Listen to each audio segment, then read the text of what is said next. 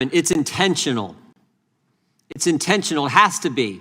The chaos on our southern border is not an accident. It's deliberate.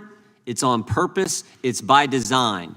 President Biden on day one said there'll be a moratorium on deportations. He ended remain in Mexico. He terminated agreements with Northern Triangle countries, and he stopped building the wall. Those policies, done intentionally, have led to all kinds of bad outcomes. First, maybe most importantly, we get a record number of migrants coming to the border, 2.4 million. And that's the ones we know about. That doesn't count the so-called gotaways who get in that we don't have an accurate count on, but we know it's a big number. Paying cartels, smugglers, all these people paying bad guys to get them into the United States. And those cartels aren't just moving people, they're moving drugs as well. Drugs like fentanyl that is killing so many Americans, causing so much heartache for so many American families. And drugs get in because of the stress 2.4 million migrants put on our agents. Stress like Bishop Evans faced when he tragically, heroically gave his life trying to save 2 migrants drowning. And of course, there's the bad things that happen to the people who make the journey, particularly women and children.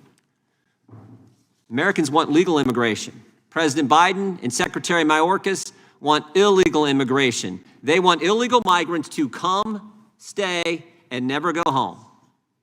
Now, the Secretary won't say that. In fact, he says everything's just fine. He said it yesterday in 2 congressional hearings. He said it last September. Quote, "The border is secure," he told us. In the 15 months Joe Biden has been president, 2,498,224 illegal migrants have been apprehended at our border. Hundreds of thousands of others that we didn't catch, the gotaways, have also entered our country. And the Secretary says the border is secure. Think about last year. March of last year was the highest month on record for illegal migrants encountered at our southern border. Highest month in history until the month of April.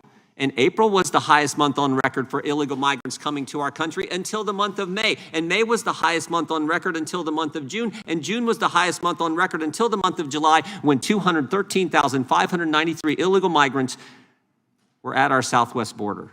And just 2 months after that, our witness, the Secretary of Homeland Security, said the border is secure.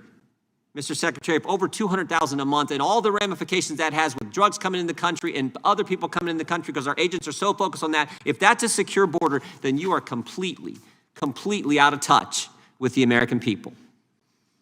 That record last July, guess what? That record last July was just broken last month. And next month, they're going to make matters worse when they rescind Title 42. A record last July that was just broken last month, and next month they're going to make it worse. I want to go back to that statement the Secretary made on September 22nd of last year. That statement. There was a second part to the sentence. And this is critical. There was a second part to the statement. He said the border is secure and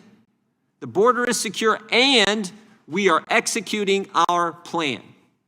The first part of the sentence was false. We know that. We know the numbers. We know what's happening on the border. Everyone understands it. The second part, we are executing our plan. The second part, he was telling us the truth. And that should frighten us all. We have a Secretary of Homeland Security who is intentionally, deliberately, in a premeditated fashion, executing a plan, his words, executing a plan to overwhelm our country with millions and millions of illegal migrants.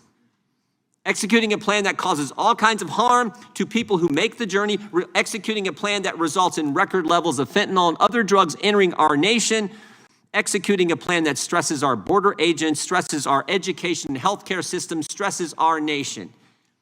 All done intentionally. So, Mr. Chairman, I hope we're going to have a lot of questions for the Secretary, but I hope one of the fundamental questions, maybe the fundamental question that he will answer is, why is he doing it?